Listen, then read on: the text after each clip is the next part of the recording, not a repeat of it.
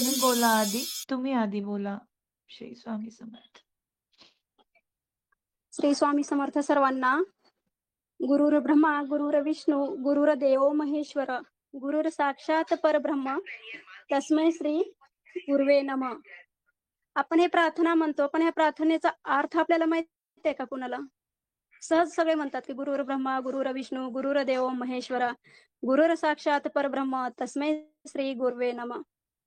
याचा अर्थ कधी समजून घेण्याचा आपण प्रयत्न केलाय? याचा अर्थ म्हणजे जे मला माहिती आहे ते सांगते. हे ईश्वरा, विश्वाच्या सर्व दुःखावर विजयाचा मार्ग दाखविणारा गुरुच म्हणजे तो ब्रह्म आहे. तोच विश्वव्यापक विष्णू आहे आणि तोच महादेव होय. परमात्माचा मार्ग दाखविणारा गुरु साक्षात परब्रह्म होय. तुला आम्ही नमन करतो. मी गेल्या वर्षी बोलले होते सप्टेंबरमध्ये. त्याच्यानंतर स्वामीनं मला काही योग आणला नाही बोलण्याचा. आज त्यांची इच्छा, माझ्या गुरुची इच्छा झाली आणि आज मला तो योग आला आहे बोलण्याचा तुमच्या समोर. आधी दादा तुम्हाला कोटी कोटी प्रणाम. कोटी कोटी प्रणाम. आजचा विषय माझा स्वामीचा असतो, कारण तेवढं तत्वज्ञान सांगायला मी आणखी पूर्ण ज्ञान म्हणजे पूर्णवंत असं ज्ञान नाही माझ्याकडं. मी शिकते. मी आता माझी फक्त शिकाऊ अशी वृत्ती आहे आणि शिकाऊ असे विद्यार्थी सध्या विद्यार्थी ह्याच्यामध्ये आहे. म्हणजे अध्यात्म या शाळेमध्ये विद्यार्थी ही माझी दिशा आहे. दशा म्हणा, दिशा म्हणा. आणि आजचा विषय हे स्वामीचा आहे. मी तुम्हाला एक गोष्ट सांगणार आहे की आपण सगळे स्वामी सेवेकरी आहात. सगळे सगळे स्वामी सेवेकरी, ज्याच्या त्याच्या परीनं सगळे स्वामीची सेवा करतात. कोण कशा पद्धतीनं, कोण पारायण करतं, कोण कंटिन्यू नाम जप म्हणा, कोण आपल्या बेसिक तर माहिती आहे आपल्या 3 अध्याय 11 माळी जप. म्हणजे खुशीनं, म्हणजे स्वामीला सगळ्यांना खुश ठेवण्याचा प्रयत्न करतो की स्वामीला हे माझं काहीतरी स्वप्न आहे, स्वामी ते पूर्ण करा, मी हे करेन. स्वामी असं करा, मी ते करेन. म्हणजे आपण कुठं ना स्वामीला त्या सेवेमध्ये ब्लॅकमेल करण्याचा प्रयत्न करतो. पण कधीतरी विचार केलात का, स्वामी सेवा जे स्वामीने 150-200 वर्षापूर्वी जे देह ठेवण्याची फक्त लीला केलेली आहे, म्हणजे स्वामीतून गेलेलीच नाहीत. आणि ते आपल्याला वेळोवेळी प्रचिती येते, आपल्या सेवेतून म्हणा, अनुभवातून स्वामी ते आपल्याला प्रचिती देतात. तेवढ्या वर्षानंतर स्वामीनं तुम्हालाच का निवडलं स्वामी सेवा करायला?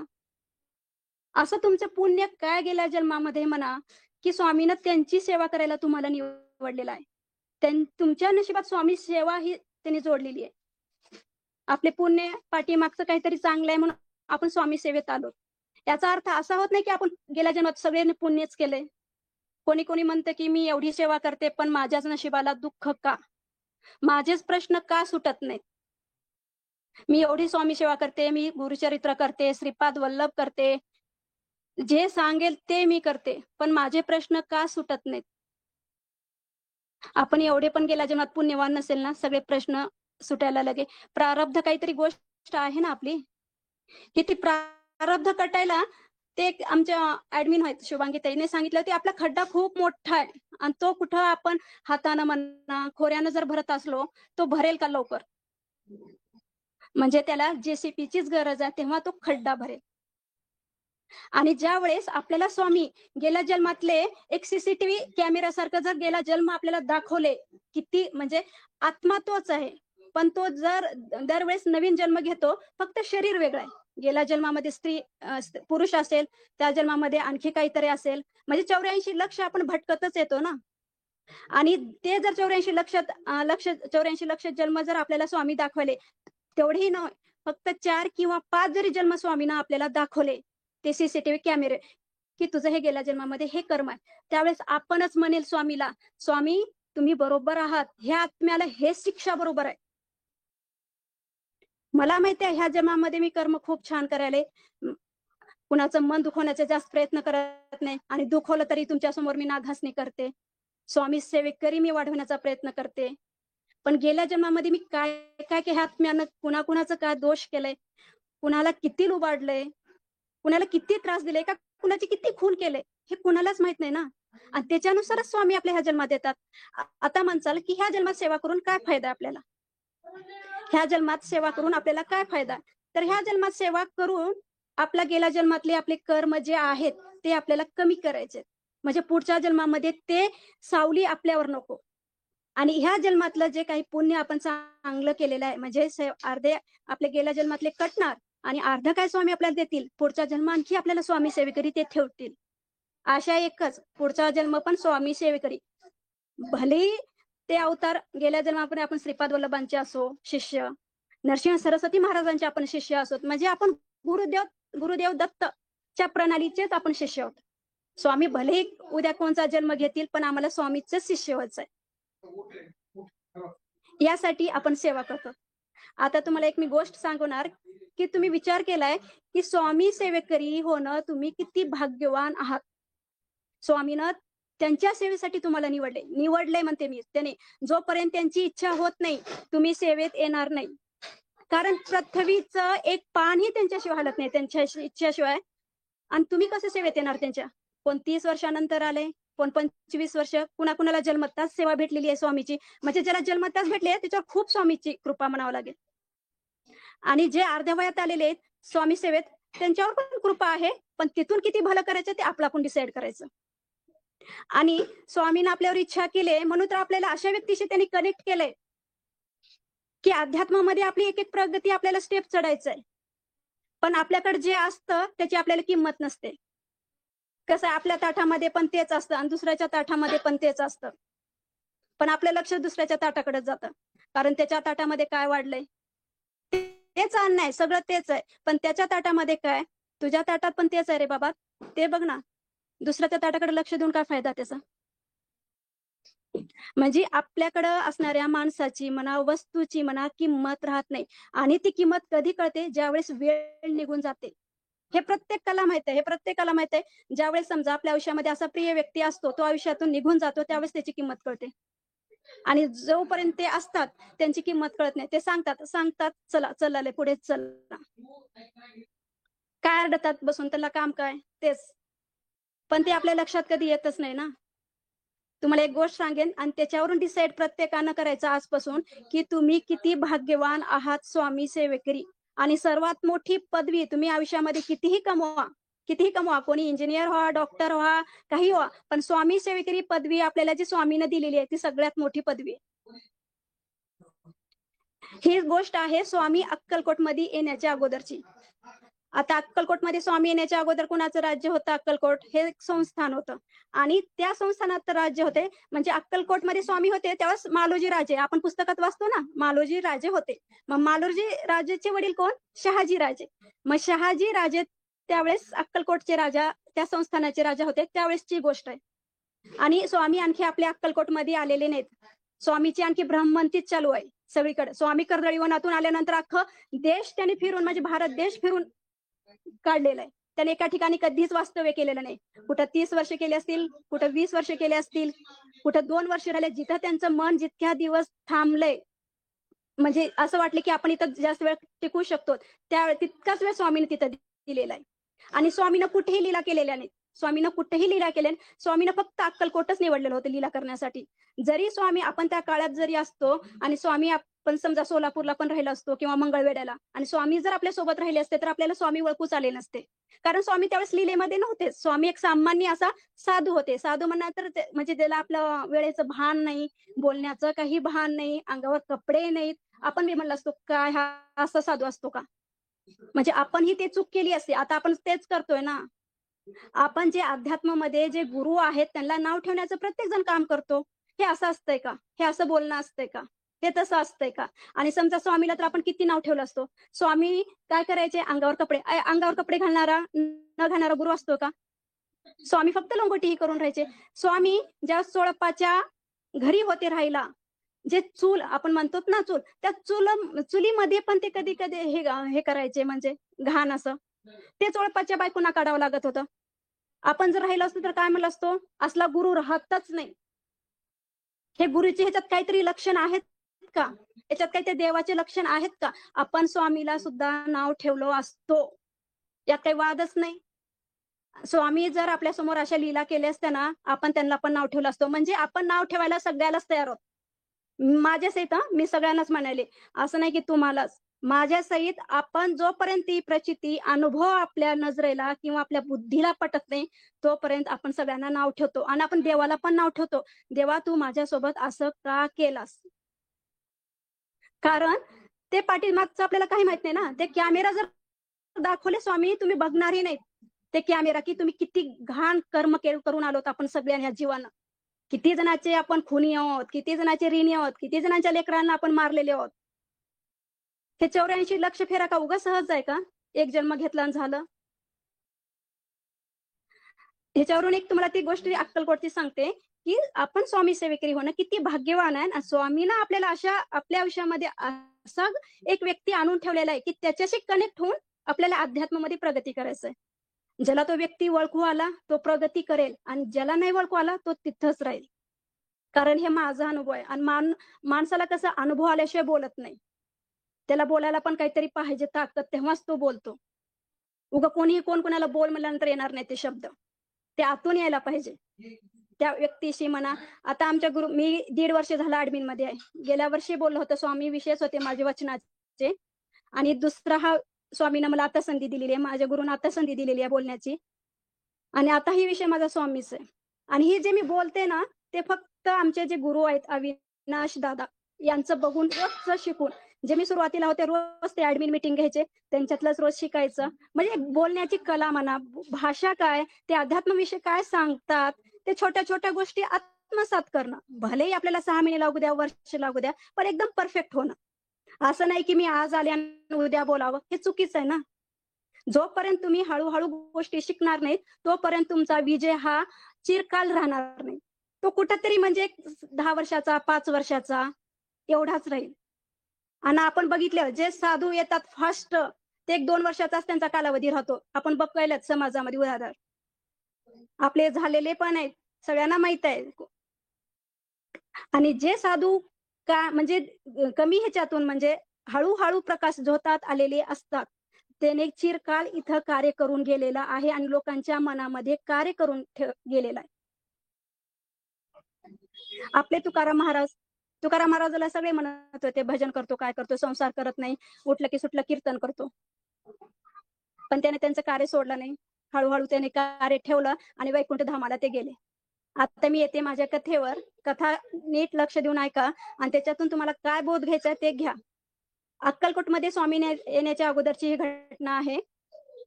स्वामी शहाजी राजांच्या राजा खूप छान होता तो. संस्थान छान होतं. अक्कलकोट संस्थान तेवढ्या आणि ते एक राजा पण कसं त्याच्यामध्ये एकदम ते कसं जसा पाहिजे राजा तसे ते राजा होते. लोकांची काळजी घेणारे, लोकांना समजून घेणारे असा प्रशासक पाहिजे. तेव्हा ते संस्थान हे पुढे येतं आणि अक्कलकोट हे अगोदरपासूनच चांगलं संस्थान होतं आणि सोबतच त्यांना तिथं गाणगापूर असल्यामुळं त्यांचे आराध्य दैवत हे आपले दत्त महाराजच होते. आणि एक दिवशी काय होतं माझ्या त्यांच्या कानावर येतं, की तुमच्या राजवाड्यावर भूतानं झपाटलेलं आहे. आपण ऐकतो ना कुठं पण भूतानं झपटलेला आहे, करणी केलेला आहे. म्हणजे राजवाड्यावर की हे तुमचं राज्य पूर्ण नष्ट व्हावं किंवा तुम्ही ह्या राजवाड्यातून निघून जावं, असं काहीतरी पद्धत ते करण्याची असते. मग त्यावेळेस गावामध्ये अफवा चालू होते. एकाच्या कानातून दुसऱ्याच्या कानाला, दुसऱ्याच्या कानातून तिसऱ्याने. अशा अफवा एवढ्या लवकर पसरतात ना, त्यांना पसराव म्हणायची सुद्धा गरज नाही. पण चांगली गोष्ट लवकर माणसं कसं आपणच आत्मसात लवकर करत नाही, कारण ते आपल्याला पचत नाही आणि ते लोकांना काय सांगणार. पण वेगळ्या गोष्टी कशा असतात, ज्या गोष्टी आपल्याला कधी घ्यायचं पण नसतं, पण अनपेक्षितपणे ते आपल्याकडे येतात आणि आपण ते एकाच्या कानातून दुसऱ्याला, दुसऱ्याच्या कानातून लवकर त्याचं हे करतो. तसंच झालं आणि ती सगळ्या रयतेमध्ये तिथं जनतेमध्ये अक्कलकोटमध्ये हे एवढं म्हणजे होतं, की राजवाड्यामध्ये भूतात आणि ते राजाच्या सुद्धा कानावर येतात. मग राजाच्या कानावर राजा चिंता येणार त्याला साहजिक आहे, की हे एवढा राजवाडा सोडून आपण जायचं आणि कुठं राहायचं? राहायचं तर आपल्याला जनतेच्या मध्येच राहावं लागेल ना. आणि अगोदरपासून ते ऐश्वर्य भोगलेला माणूस एकदम झोपडीत म्हणा साध्या घरात येऊन राहायला थोडंसं हेच होईल ना तो. मग काय करायचं याच्यावर उपाय? हे आणि मला त्यांना पण भास होईल कोणीतरी मला धक्का मारलाय, इथं काहीतरी आहे, तिथं काहीतरी आहे. कसं आपल्या मनात जर एकदा पाल चुकली ना, ते आपल्याला तसंच भासत असतं. ती वस्तू असू नसू. कोणी जर म्हणलं तुझ्या घरामध्ये भूत आहे, म्हणलं की भूतच आहे. चला मला थोडं पण वारच आलं, मला धक्काच मारलं, असं झालं, इथं हल्लं, तिथं हल्लं. ती गोष्ट असू नसू काही त्याचाही नाही. आपण विचारही करत नाही. आहे म्हणजे आहे. आणि तेच झालं राजाच्या बाबतीत. राजा पण तसाच झाला. आता याच्यावर काय इलाज काढायचा आपण? बोलवतात, सभा बोलवतात. सभा बोलून आपले विद्वान, पंडित जे जे कोणी अक्कलकोटच्या आजूबाजूचे असतील, अक्कलकोटचे असतील त्यांना बोलवतात आणि प्रत्येकाला सांगतात, की याच्यावर आम्हाला काहीतरी असं उत्तर द्या, की आम्ही ह्या संकटातून बाहेर निघू. जोपर्यंत आम्ही या संकटातून बाहेर निघणार नाही, तोपर्यंत आमचं लक्ष आमच्या राज्यावर राहणार नाही. म्हणजे तुम्ही दुःखीच असणार ना. राजा सुखी तर प्रजा सुखी. मग ते मग ते काय करतात विद्वान, आता आपल्या राजाला सुखी करायचंय म्हणाल तर चला सगळे लागतात कामाला आणि सगळे सभा घेतात. ते प्रत्येक जण आपापल्या परीने राय सांगत असतं. राजा तुम्ही आणखी होम हवन करा, हे पूजा करा, ते पूजा करा. बहुतेक आपलं दत्त जे अधिष्ठान आहे ना, ते व्यवस्थित करा. तिथं काहीतरी चूक झाला असेल म्हणून इथं भूत तसला प्रकार होतोय किंवा करणीचा प्रकार होतोय. हे राजांना प्रत्येक जण आपापल्या राई सांगत असतात. कोण पंचांग बघतं, हे बघतं, ते बघतं. मग त्याच्यातला एक विद्वान असतो पंडित, तो काय म्हणतात, "राजा, मी आता तुझं पंचांग बघितलेलं आहे. तुझ्या पंचांगमध्ये ना, तुला जे हे त्रास म्हणजे होतोय तो खरा आहे. तुझा हे जो त्रास आहे ना, तू म्हणतोस ना भूताटकीचा प्रकार आहे, ते एकदम 100% खरं आहे.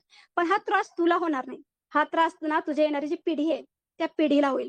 मग राजाला आणखी भीती वाटेल, हे कसं आहे, मला झालेलं काहीतरी चालेल, पण माझ्या लेकरांना काही होता कामा नये. आपल्यावर कितीही संकट आलं, तर आपण ते सोसायला तयार आहोत. पण येणाऱ्या आपल्या पिढीवर जर ते संकट आलं, तर ते आपण बघूही शकत नाही आणि त्या लेकरं फेल होऊ शकत नाही. मग राजाला आणखी जास्त टेन्शन होतं. काय करायचं आता याच्यावर उत्तर?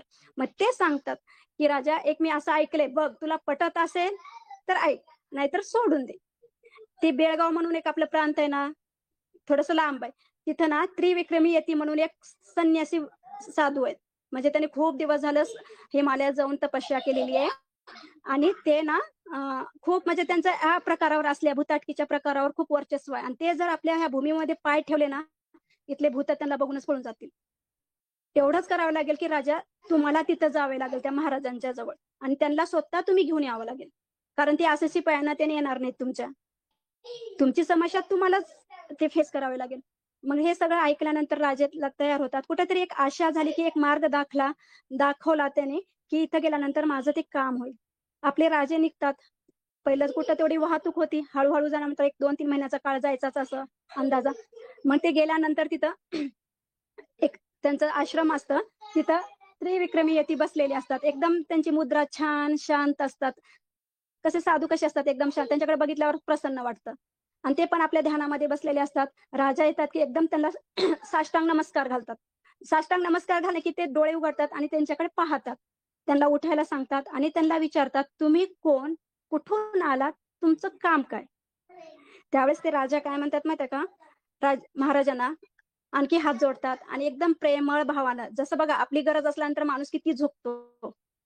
आपली गरज असल्यानंतर माणूस झुकतो आणि जिथं आपली गरज नाही तिथं झुक म्हणलं तर पण झुकत नाही. एवढी माणसाची प्रवृत्ती खराब आहे. आणि ते त्यांच्या समोर झुकतात, एवढं नम्रतेने झुकतात, की "महाराज, माझ्या अक्कलकोट एवढा छान संस्थान होतं, एवढं सुखी आम्ही सगळे माझी जनता राहायची आणि अचानकच 2-3 महिने झालं, 6 महिने आमच्यात भुताटकीचा प्रकार होतोय आणि मला पण तसं भास व्हायलेत आणि तुम्ही या. मी तुमच्याविषयी खूप ऐकलेलं आहे महाराज आणि तुम्ही येऊन मला ह्या संकटातून बाहेर काढा." त्यावेळेस ती त्रिविक्रमी ती म्हणतात, "मी आता तर तुझ्यासोबत राजे येऊ शकणार नाही. तुम्ही पुढे चला, आम्ही येऊ नंतर. आम्हाला जेव्हा आज्ञा येईल त्या परब्रह्माची, तेव्हा आम्ही येईल." कारण त्यांच्या आज्ञेशिवाय आम्ही काही करत नाही. त्यांची आज्ञा पाहिजे ना तुम्हाला संकटातून बाहेर काढण्याची. मग ते राजे एक आशा घेऊन आपले परत येतात. मग असेच काही दिवस जातात त्यांच्या चिंताग्रस्तामध्येच. परत एक 2-3 महिन्यानं त्यांच्या कानावर येतं, की त्रिविक्रमी येते तिथून बेळगावहून त्यांचं निघालेले आहेत आणि अक्कलकोटमध्ये काही तासात ते येणार आहेत. कारण जागोजागी त्यांचे शिपाई असलेलेच असतात ना. ते दूत पहिले असायचे ना एकमेकांना वार्ता देणं. मग त्यावेळेस राजा काय करतात, आपले सगळे जे सैन्य म्हणजे आहेत राजवाड्यातले त्यांना मस्त सगळ्यांना घेऊन तिथं पहिलं एसी म्हणत होते ना एसी. ते एसी जवळ जातात त्यांची वाट पाहायला. कारण त्यांनी आल्यानंतर आपण त्यांची वाट त्यांनी जास्त वेळ थांबणं नकोय ना. त्याच्यापेक्षा 2 तास अगोदर आपणच तिथं जाऊन थांबायचं. कारण ते एक साधू आणि एकतर आपल्याला संकटातून बाहेर काढणार आहेत. त्यांना जर नाराज केलं तर ते तिकडच्या तिकडून जातील. म्हणून अगोदरच आपण त्यांच्या व्यवस्थेची एवढी छान त्यांची पाद्यपूजा तेन करायचं, एवढी व्यवस्था छान करायचं, की त्यांनी आले-आले आपले भूत पळालेच पाहिजेत अक्कलकोटचे. मग ते येतात एसीच्या जवळ त्यांची वाट पाहत असतात. तिकडून त्रिविक्रमी येते आपले काही शिष्य येतात आणि एसीमध्ये आल्यानंतर तिथे त्यांची पाद्यपूजा केली जाते. एसीच्या बाहेरच पाद्यपूजा केली जाते. महाराज त्यांची छान पूजा करतात आणि त्यांना म्हणतात, "महाराज आता तुम्ही एसीमध्ये पाऊल टाका. म्हणजे तुम्ही आमच्या अक्कलकोटमध्ये या आणि या आणि इथं काय ते आम्हाला सांगा. आणि सगळे जनता पण ते हात जोडलेले असतात महाराजांच्या समोर. स्वतः राजा पण त्यांच्या एकदम नम्रतेने हात जोडून त्यांच्या समोर थांबलेला असतो, की काहीतरी आता आम्हाला त्यांनी उपाय सांगावं आणि आम्हाला या संकटातून रयतेला पण बाहेर काढावं. म्हणजे कुठेतरी एक समजा आपल्याला काहीतरी काय म्हणतात समस्यातून जर बाहेर काढणारा कोणी आला, तर आपण किती त्याच्याकडे व्याकुळतेनं पाहतो. कधी त्यानं आपल्याला ते सांगेल आणि आपण कधी बाहेर काढू. एक ती ओढ असते ते.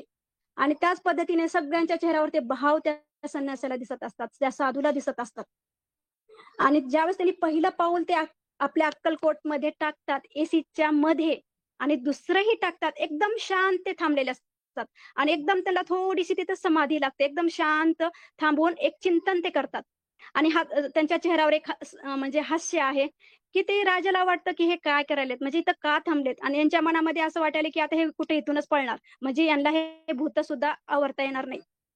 राजाला त्या लोकांना तिथल्या जनतेला तेच वाटत असतं, की आता हे इथूनच जाणार. म्हणजे एवढं शांत का थांबलेत हे? का मध्ये येत नाहीत? का पुढे 2 पावलं चलत नाहीत? आणि तिथंच का थांबले ते?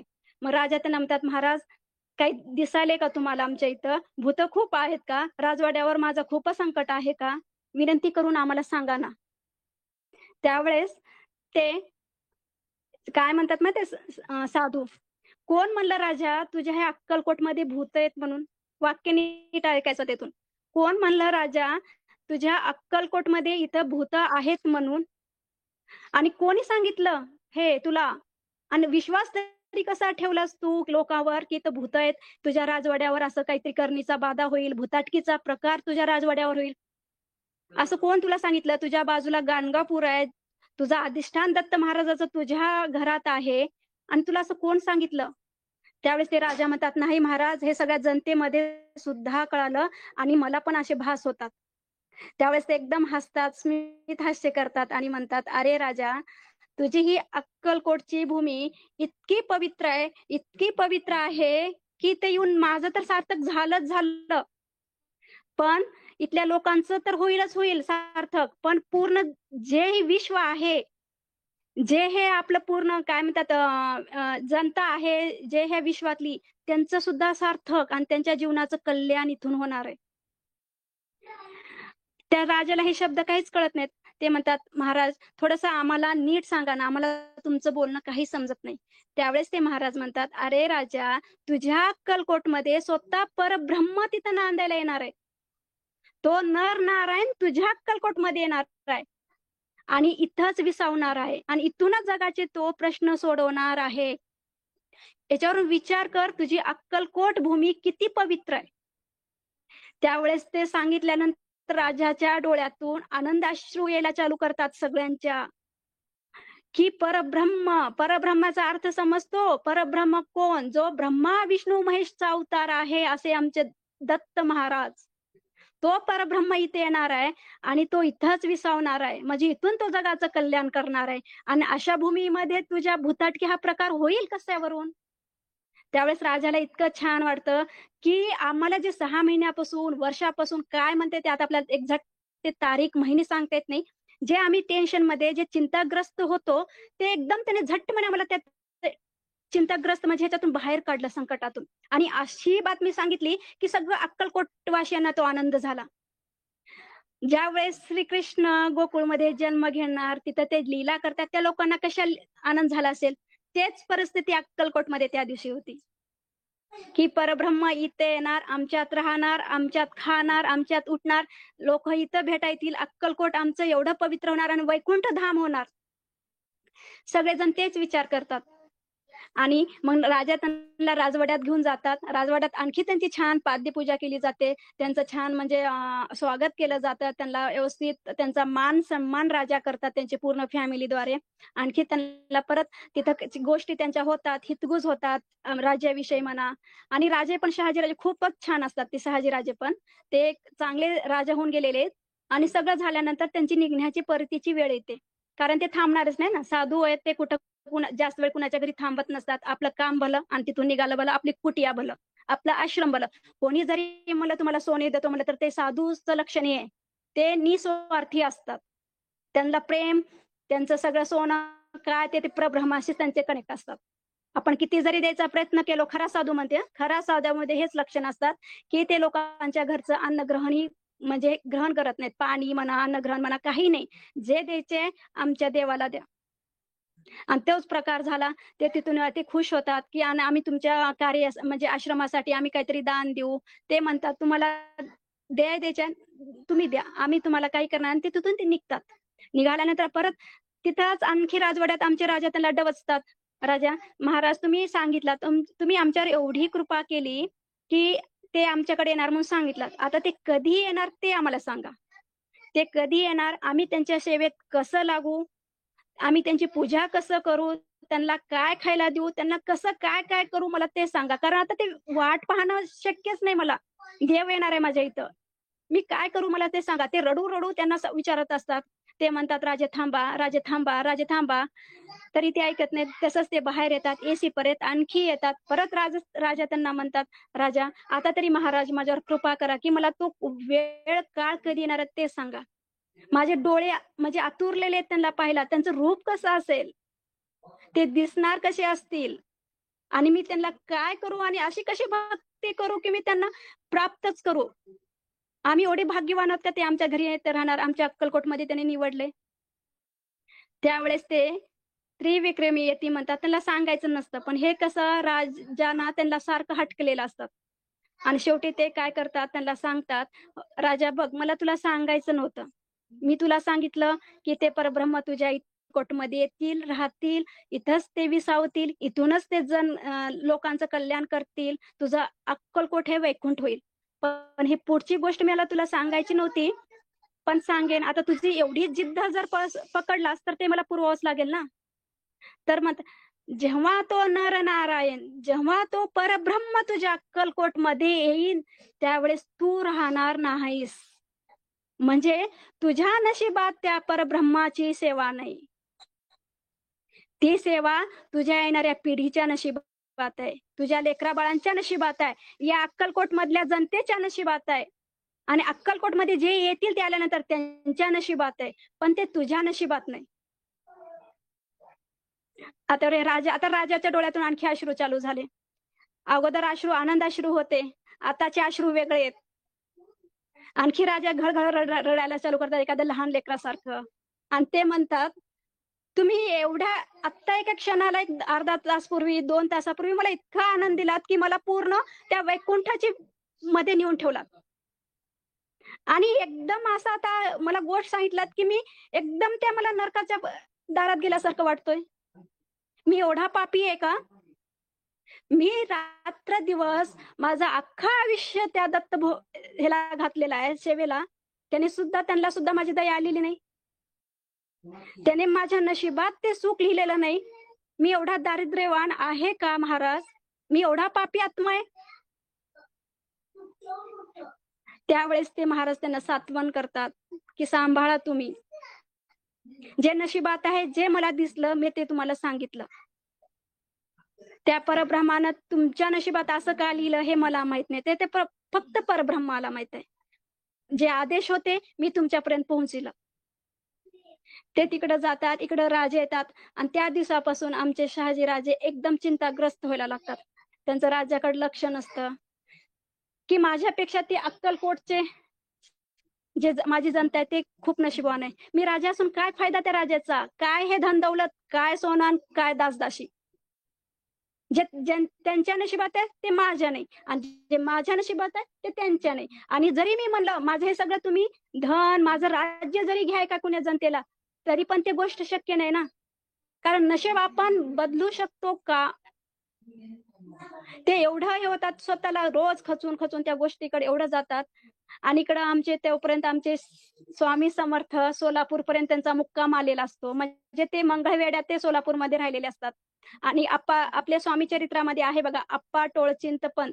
त्याने खूपदा आणि ते हे त्या राजवाड्याच्या म्हणजे राजवाडा आहे ना, त्याच्यामध्ये हे लिपिक असतात. त्यांची सोलापूरच्या अगोदरची ड्युटी संपलेली असते आणि ते इथं लिपिक म्हणून पुन्हा लागलेले असतात.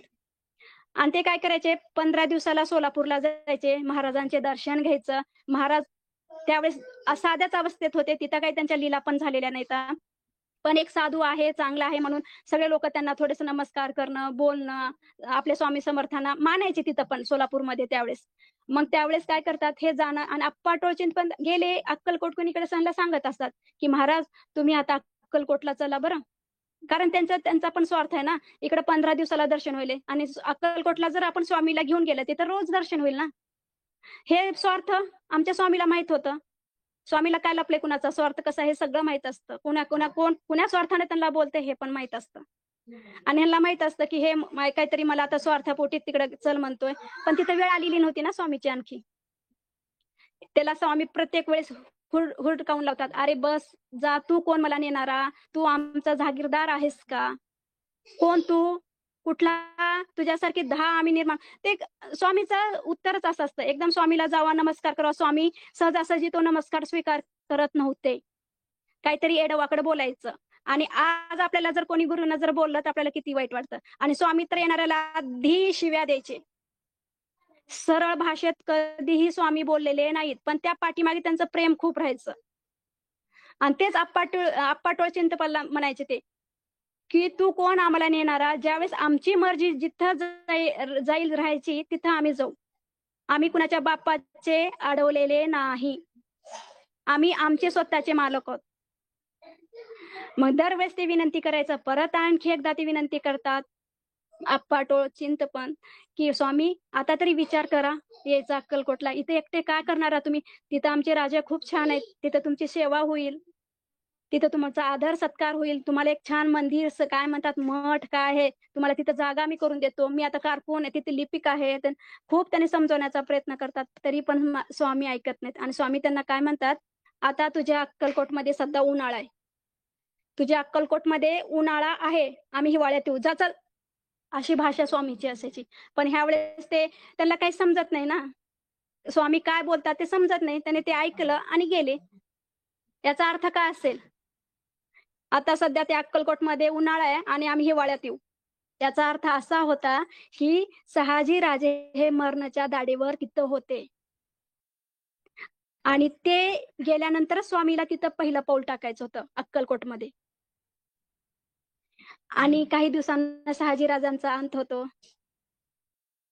मग ते चिंतेनेच त्याने हे होऊन जातात. आणि इकडे 6 महिन्यानंतर स्वामी पहिलं अक्कलकोटच्या एसी मध्ये आपलं पाऊल टाकतात.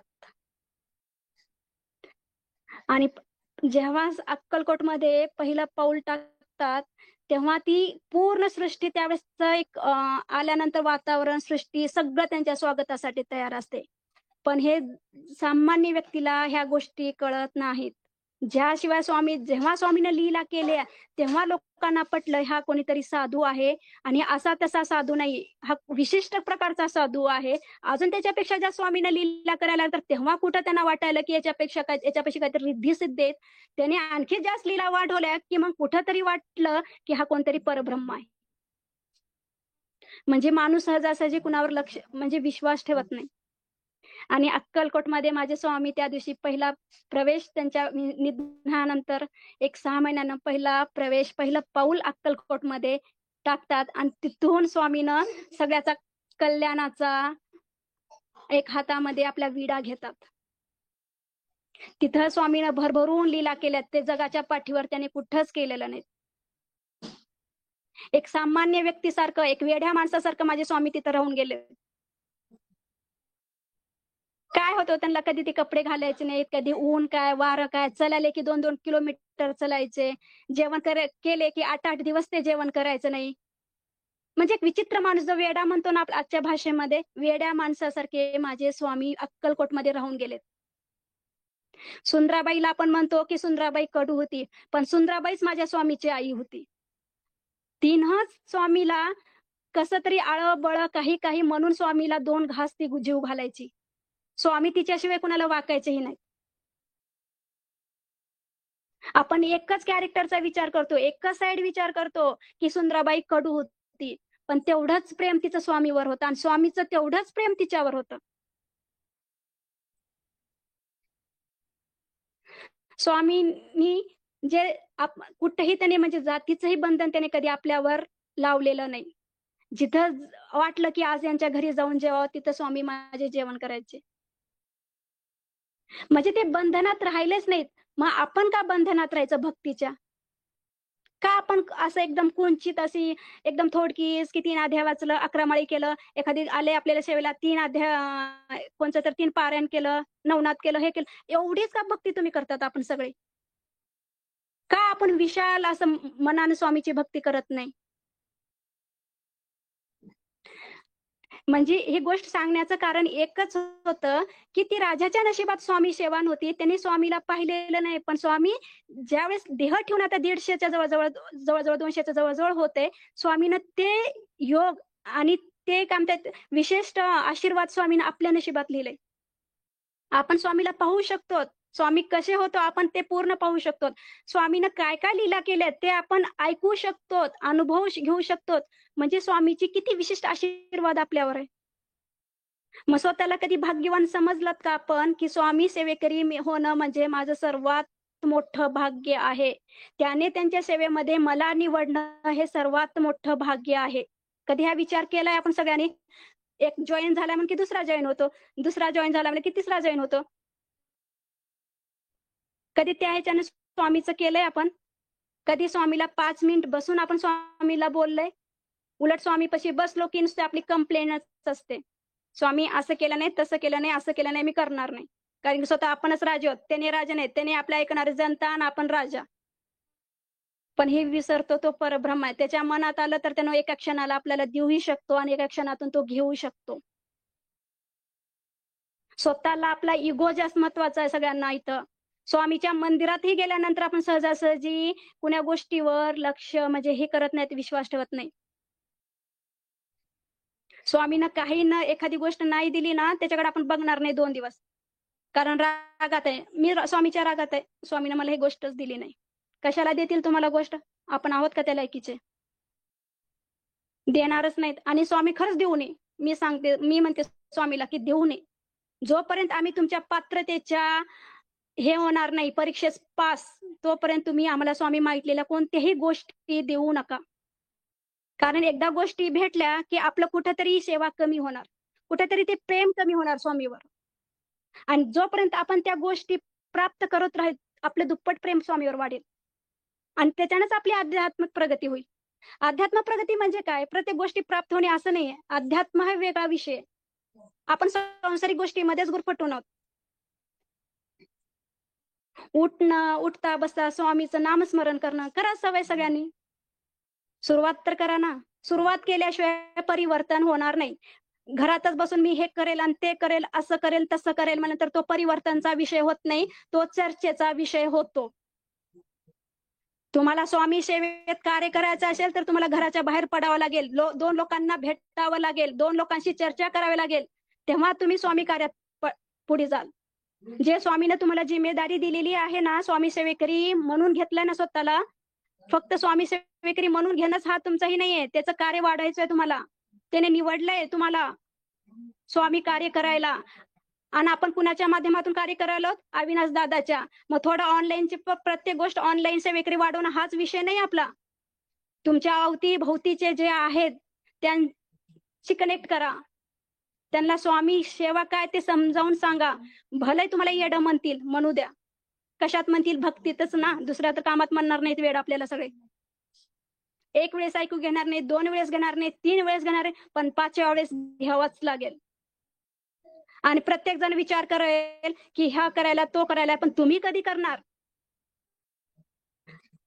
तुम्ही कधी करणार आणि तुम्ही कधी जागरूक होणार स्वामी कार्याविषयी? आणि स्वामी माहिती आहे, ऋण कुणाचंही ठेवून घेणार नाहीत ते. कुणाचंही ऋण ठेवून घेणार नाहीत ते. त्याचं दुपटीनं तुम्हाला देणार आहेत. आणि दिलेच ना. ह्या ग्रुपला आपण जॉइन होणं आणि दादांचे मार्गदर्शन, मीटिंग ऐकणं हे आपलं सगळ्यात मोठं स्वामीचं दिलेलं आपल्याला फळच आहे ते. कोणीतरी पाहिजे ना स्वामीच्या आणि तुमच्यामध्ये दूत, एक माध्यम काय समजायचे तुम्हाला समजा. एक गुरु कोणीतरी पाहिजे ना मध्ये. तुम्ही डायरेक्ट स्वामीशी कनेक्ट होऊ शकणार नाही ना. कोणीतरी तुम्हाला सांगावं लागेल, की असं करा आणि तसं करा. त्यावेळेसच तुम्ही त्या एक-एक स्टेप पुढे जाणार आहात. आणि जे आपण कुणाच्या तर सांगण्यावरून त्यांचं ऐकल्यावर ऐकणं, सांगणं याच्यावरून तर आपण शिकतोय ना. दादा सांगायला सांगतात की तुम्ही हे जॉईन करा, ते जॉईन करा, असं करा, ह्या लोकांना पण कोणीही ते सिरियस घेत नाही. घेणारे घेतात, त्याचं स्वागतच आहे. तुम्ही कार्य दादाचं करत नाही, हे आधी डोक्यातून काढा. कोणीही सेवेकरी सगळ्यांना, तुम्ही कार्य दादाचं करत नाही, तुम्ही कार्य स्वामीचं करतात. ज्या स्वामीनं तुम्हाला एवढ्या हक्कानं, एवढ्या विश्वासाने निवडले, त्यांचं कार्य तुम्ही करतात. आणि त्यांचं कार्य कसं करायला पाहिजे? आयुष्य काय हो, हसत खेळत उद्या, आज आहे मी बोलते, उद्या मी आहे की नाही हे पण माहित नाही. मग जेवढा काही आपला टायमिंग आहे, ते अध्यात्मामध्ये, स्वामी कार्यामध्ये लावा ना. खूप झालं जगणं, खूप झालं ऐश मस्ती, खाणं-पिणं. कुठेतरी त्याला आता ब्रेक लावा. एक सात्विक होण्याचा प्रयत्न करा. मला म्हणते, मी चूक खूप केले, मी मान्य केलेलं आहे. मी चूक खूप केलेली आहे, मान्य. पण त्या चुकीतून आपण शिकायचं आणि काहीतरी नवीन करायचं, म्हणजे सुधारायचं. ते चूक बार-बार करण्यात काय अर्थ आहे? वाल्याचा वाल्मिकी माहित आहे, त्याने किती चूक केले? 7 रांजण त्यांचं पाप भरलं होतं मग. तेवढं तर आपण चूक केलेलं नाही. ते तर मान्य आहे सगळ्यांना. त्याने 7 रांजण कशाला म्हणतात पाप? तरी पण ज्यावेळेस त्यांची मनातून त्याने सुधारण्याचा प्रयत्न केला, स्वतःला बदलण्याचा प्रयत्न केला, तेव्हा देवानं त्याला साथ दिली. आणि त्यांच्याकडूनच रामायण लिहून घेतलं. मग आपण तेवढे तर पापी नाहीत. ज्या क्षणाला वाटलं की मी आज चुकलेली आहे आजपर्यंत, त्या दिवशी स्वामीच्या समोर नाक घासायचं, स्वामी इथून माझी आता चूक नको. झालं गेलं, ते गंगेला मिळालं. तुमच्या चरणात मी ते हे करते, अर्पण करते. माझं चूक ही, चांगलं ही, सुख ही, दुःख ही, पण इथून मला फक्त आता तुम्ही पाहिजे. इथून माझ्याकडून असं कोणतेही कार्य होऊ दे नका. मला कुणाचं मनही दुखवायचं नाही आता इथून स्वामी. मला इथून फक्त तुमचं कार्य करायचंय, कार्यच करायचंय आणि कार्यच करायचंय. आणि त्याबद्दल तुम्ही मला निवडलात. खरंच स्वामी, मी तुमचे मनावर तेवढे धन्यवाद करते. आणि खरं तर अविनाश दादाचे धन्यवाद म्हणावं लागेल. हे ग्रुप त्याने जॉईन चालू केला आणि आमच्यासारखे असे पापी सगळे आत्मे कनेक्ट केले आणि त्यांना एक छान असं मार्गदर्शन करायलेत, त्यांना एक घडवायलेत. आधी चिखल होतं, त्याच्यातून आता प्रत्येकाला काय काय त्याने प्रत्येकाला असं म्हणजे बनवायचा प्रयत्न करतात. पण कोण चांगलंच मडकं बनतं, कोण कच्चं बनतं, जस त्याच्या परी आता घेण्यावर आहे ते. पण आम्ही मात्र प्रयत्न करू की चांगलंच मडकं बनण्याचं. माती तर सेम आहे, पाणी सेम आहे, सगळं सेम आहे, विचार सेम आहे, सगळं सेम आहे. कारण त्याने काही दुसऱ्यांना असं वेगवेगळं काही सांगत नाही. जे मार्गदर्शन मीटिंग मध्ये सांगतात तेच आम्हाला सांगतात. पण ज्याच्या त्याच्या घेण्यावर आहे ना ते. कोण चांगल्या गोष्टी अगोदर घेईल, कोण आधी त्यांचं वंगळ बघेल, असं बोललं तसं बोललं. चांगले घेणारे चांगलं शिकतील. हे सेवेकरांचं आपल्या सगळ्यावर रूल्स आहेत, लागू होतात ते. त्याने सगळ्यांना सारखंच देतात. खत तर सारखंच आहे, पण ते उगवायचं कसं ते आपल्यावर आहे. आज खूप दिवसांना बोलले.